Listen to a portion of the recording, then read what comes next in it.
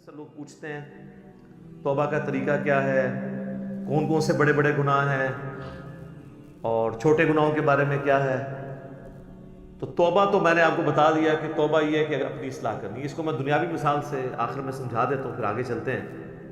مجھے بتائیں، جس شخص کی زندگی میں ایک دفعہ، بالکل پہلی دفعہ کسی گرم استری سے ہاتھ جل جائے، دوسری دفعہ وہ ٹھنڈی کو بھی لگاتے ہوئے ڈرے گا نا کہ ہو سکتا ہے تھوڑی دیر پہلے کوئی استری نہ کر گیا ہوگا۔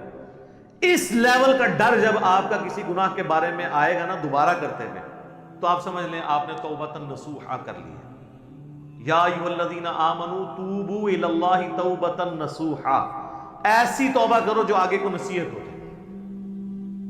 اور اگر ایسا نہیں ہے تو بس پھر ٹھیک ہے، ایک خیال ہے اس کو، آپ کے وشفل تھنکنگز کو لے کے آپ چلیں اور کبھی آپ شیطان کے اوپر ڈال دیں۔ میں تو یہ چیلنج کرتا ہوں بار بار کہ اگر گورنمنٹ آف پاکستان یہ اناؤنسمنٹ کرے کہ جو شخص فجر کی نماز اپنے محلے کی مسجد کی پہلی صف میں ادا کرے تو فی فجر 1,00,000 روپیہ، دوسری صف والے کو 50,000، تیسری والے کو 25,000، تو دنیا کے سارے شیاطین مل کے دنیا کے سب سے بڑے بے نمازی کی بھی فجر نہیں چھڑوا سکتے۔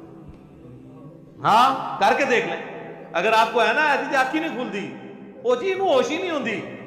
ہم نے ان لوگوں کو بھی اپنے آفس میں دیکھا ہے کہ جن کو ہوش ہی نہیں ہوتی تھی، لیکن جب انہوں نے کبھی کسی آفیشل ٹور پہ دوسرے ملک جانا ہوتا تھا تو اللہ کے فضل سے وہ تہجد کے وقت اٹھے ہوتے تھے۔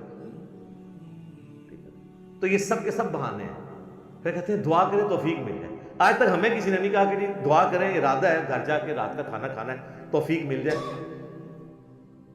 نہیں، وہ کھانا ہوتا ہے۔ آج تک کسی نے ٹوائلٹ جانے سے پہلے کہا کہ دعا کریں، مطلب ایک بڑا مشکل کام میں کرنے جا رہا ہوں، ہے تو مشکل کام ہے سر، پیشاب بند ہو جائے تو نہیں کھلتا، آپریشن ہوتا ہے، تو مہربانی کریں ذرا دعا کریں کہ اللہ تعالیٰ عزت سے یہ پیشاب میرا نکلوا دے، نہیں، وہ ارادہ ہوتا ہے۔ سارے کی ساری یہ دعائیں توفیقیں نیک اعمال کے بارے میں، کیونکہ وہ کرنے نہیں ہوتے۔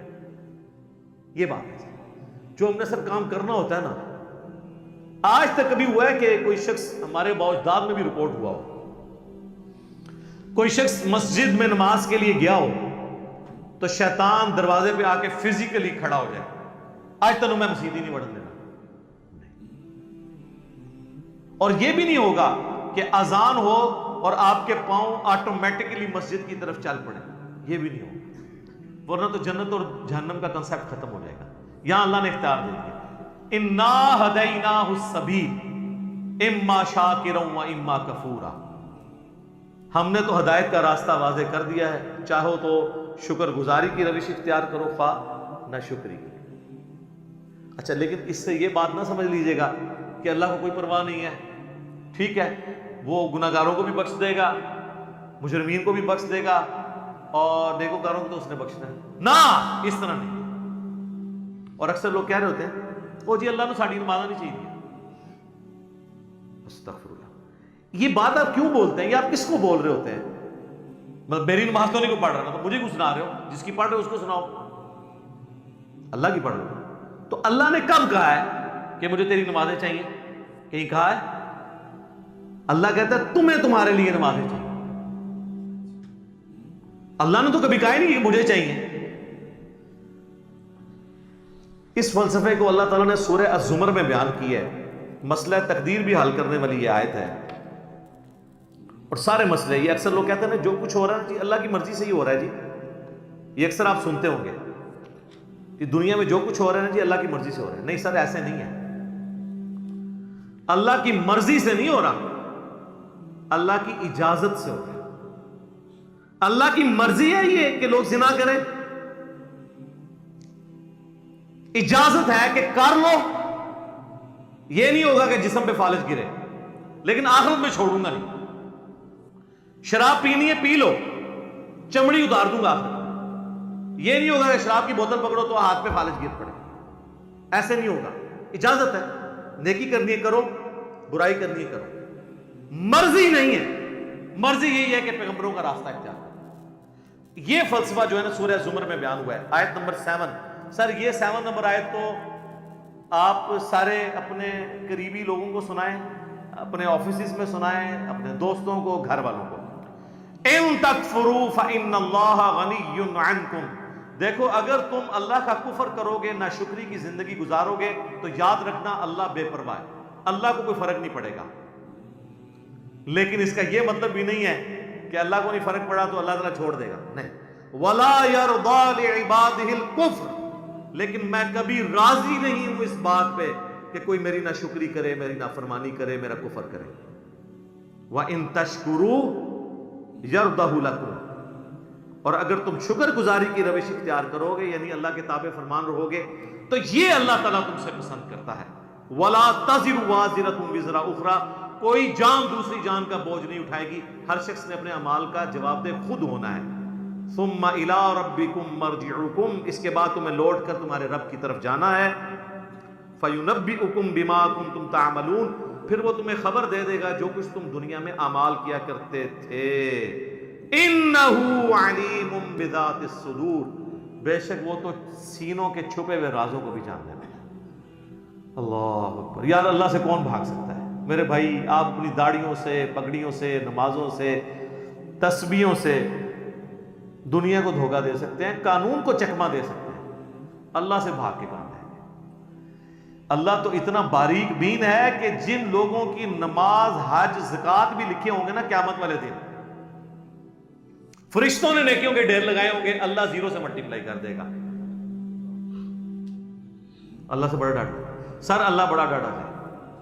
ہاں اللہ والے بن جاؤ تو اللہ سے زیادہ کوئی شفیق نہیں ہے، لیکن اللہ کے نافرمان ہیں تو سر اللہ بڑا ڈاٹا ہے۔ مسلم شریف میں حدیث ہے، سب سے بڑی 3 نیکیاں کون سی ہو سکتی ہیں؟ تینوں نیکیوں کے بارے میں نبی علیہ السلام نے کہا کہ یہ کرنے والا بھی جہنم میں چلا جائے گا۔ نمبر 1 آپ نے فرمایا قیامت والے دن اللہ تعالیٰ ایک شہید کو اٹھائے گا اور پوچھے گا میں نے تجھے اتنا کچھ دیا، اچھی صحت دی، تو نے میرے لیے کیا کیا؟ وہ کہے گا یا اللہ جان سے قیمتی کون سی چیز تھی تیرے لیے دے دی۔ تو اللہ تعالیٰ فرمائے گا تو نے جان اس لیے دی کہ لوگ تجھے بہادر کہیں، تو دنیا نے تیری بڑی تعریف کی، تو دنیا سے اپنا اجر لے چکا ہے، میرے ہاں کوئی اجر نہیں، اوندا منہ کر کے جہنم۔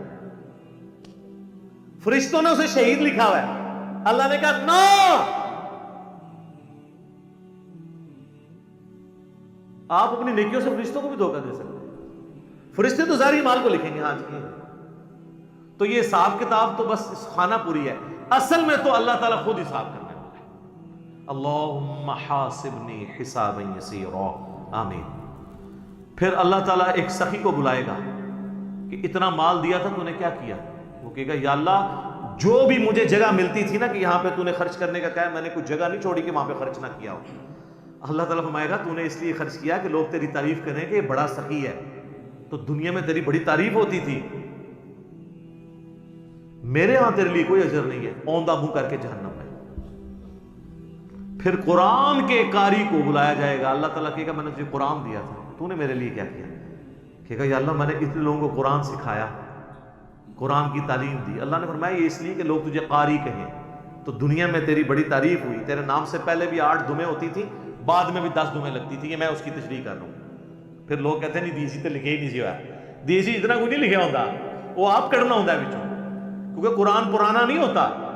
قرآن اگر نبی اسلام کے زمانے میں بات ہو رہی ہے نا سورۃ الانفال میں کہ اپنے جو گھوڑے ہیں وہ جہاد کے لیے تیار رکھو، تو آج گھوڑوں کو ہم میزائل میں اور ایئر کرافٹس کی فارم میں اس کو ترجمے اور تشریح میں بیان کریں گے، ہمیں کوئی گلا نہیں کرے گا یہ قرآن میں گھوڑے لکھا سی تسی یہ کیوں بیان کیتا ہے؟ تو تسی کھوتے نہ بنو، اپنی عقل بھی استعمال کرو، وہ تو ڈاکٹرین ہوتی ہے۔ اللہ تعالیٰ اس کو اوندا منہ کر کے جہنم میں پھینکے گا۔ سر ان 3 بڑی نیکیوں سے بڑی کو نیکی کسی کو پتا تو مجھے بتا دے، شہادت سے بڑی کوئی نیکی نہیں ہے۔ سب سے قیمتی چیز اللہ کو دے دینا، جان، اللہ کی راہ میں مال لوٹانا، قرآن میں نماز کے ساتھ آلموسٹ ہر جگہ انفاق فی سبیل اللہ کا حکم ہے۔ اور تیسرا قرآن کی تعلیم، وہ تو سر بخاری میں حدیث ہے تم میں سب سے بہتر وہ جو قرآن سیکھے اور سکھائے۔ ان 3 نیکیوں سے بڑی کو نیکی پاسبل نہیں ہے، لیکن 0 سے ملٹیپلائی، کیونکہ اللہ کے لیے نہیں کی۔ مسند احمد میں حدیث ہے جس نے دکھلاوے کے لیے روزہ رکھا اس نے شرک کیا، جس نے دکھلاوے کے لیے نماز پڑھی اس نے شرک کیا، اور جس نے دکھلاوے کے لیے صدقہ کیا اس نے شرک کیا۔ کی نیکی ہو گیا شرک۔ یہ کیا بات ہوئی؟ نماز کیسے شرک ہوگی؟ نماز تو اللہ کی ہوتی ہے، پڑھی بھی اللہ کے لیے لیکن دکھانے کے لیے کسی کو۔ ہمارے ایک ایکس پریزیڈنٹ تھے نا، مجھے ان کی پالیسی سے تو بہت اختلاف ہے، جنرل ضیاء الحق، لیکن ایک مذہبی آدمی تھے. ان کی وجہ سے ہماری فوج کے اندر کافی ریفارمز آئیں، اور یہ بہت بڑا احسان ہے ان کا پاکستانی فوج کے اوپر، ورنہ ان سے پہلے کی فوج اور آج کی فوج میں بڑا فرق ہے. اب آپ کو مذہب کا رنگ غالب نظر آئے گا ہماری فوج کے اندر، اور جب فوج سے لوگ ریٹائر ہوتے ہیں تو میں نے تو سب سے زیادہ باقی اداروں کی نسبت ان لوگوں کو دیکھا ہے کہ پریکٹسنگ مسلمان ہیں، کیونکہ موت کو بڑا قریب سے دیکھ لیتے ہیں نا. تو بڑے بڑے لوگوں کی عقل ٹھکانے ہو جاتی ہے جب اپنے ساتھ آپ شہداء کی لاشیں اٹھاتے ہیں بارڈرز کے اوپر، تو بس انسان کو نظر آتی ہے یار کل تو یہ میرے ساتھ روٹی کھا رہا تھا، آج میں اس کے جسم کے لوتھڑے سمیٹ رہا ہوں. تو سب بڑے بڑے لوگوں کا قبلہ درست ہو جاتا ہے. تو جنرل ضیاء الحق صاحب چونکہ نمازی تھے بڑے پکے، تو ان کے ساتھ جو لوگ ہیں نا، انہوں نے مجھے بتایا کہ جب وہ نماز جاتے تھے لوگ بغیر وضو بھی ساتھ پیچھے کھڑے ہو جاتے تھے، کیونکہ وہ نماز پڑھنے کا تو موڈ نہیں ہوتا تھا، اور وضو تو ایک تردد ہے نا، اور وضو کسی کا چیک تو نہیں ہو سکتا سونگ کہ کس کا وضو ہے یا نہیں ہے.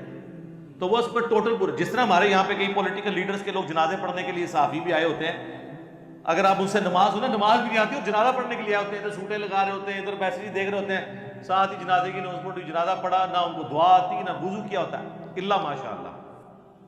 یعنی یہ نا آپ کہ میں ساروں کے لیے بات کر رہا ہوں. تو وہ ساری اس طرح کی جو نمازیں پڑھ رہے ہوتے ہیں وہ تو دکھلاوے کی ہو رہی ہوتی ہے نا، اللہ کے لیے تو ہو نہیں رہی ہوتی ہے. تو استغفر اللہ الذی لا الہ الا ہو الحی القیوم واتوب الیہ من کل ذنب واتوب الیہ. آمین ثم آمین.